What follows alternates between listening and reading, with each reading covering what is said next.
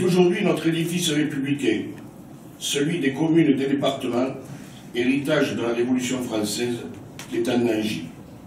Les dirigeants européens voudraient lui substituer le triptyque Europe, région, intercommunalité, en créant à marche forcée des espaces de plus en plus grands pour satisfaire la voracité des marchés financiers et du grand patronat, en faisant le choix de l'argent au détriment de celui de l'humain.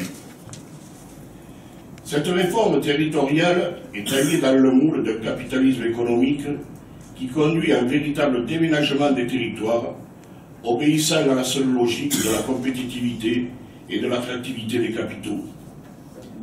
Dans ce cadre, c'est la ruralité qui est l'objet des plus lourdes menaces.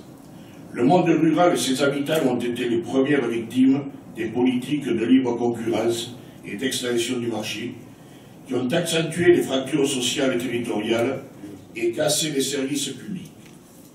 Et pour les secteurs ruraux en particulier, la suppression de la clause de compétence générale représentera la mort des politiques volontaristes qui faisaient la vie des communes et des associations. Oui, le risque est grand d'une déstabilisation de notre construction républicaine reposant sur l'égalité de tous, visant à l'équilibre et à la solidarité entre les territoires. Le risque est grand de renforcement de la place des grandes aires urbaines au détriment des autres territoires qui sont, eux, en voie de paupérisation.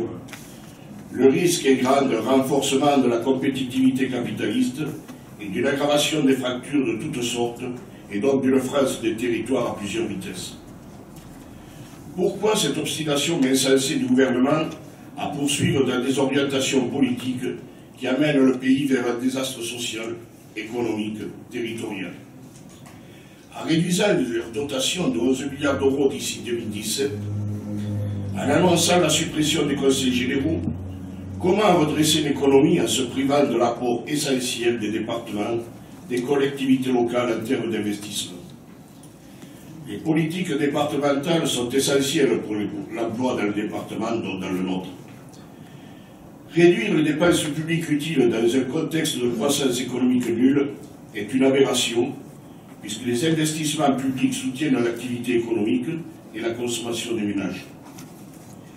Il est pourtant possible de mener une politique de rupture avec ces logiques, mais pour cela, il faut avoir le courage de taper du poing sur la table. Car pour construire une autre Union européenne, qui mette au premier plan la coopération et les solidarités, cela ne peut passer que par la remise en cause des traités européens.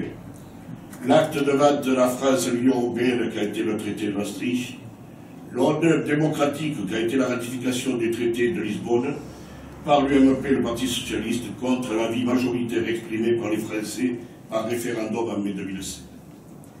Mais envers et contre tout, sourd aux successifs avertissements pourtant cinglants adressés par les électeurs, François Hollande s'engage dans son entreprise de soumission du pays à la logique néolibérale et totalitaire de l'Union européenne.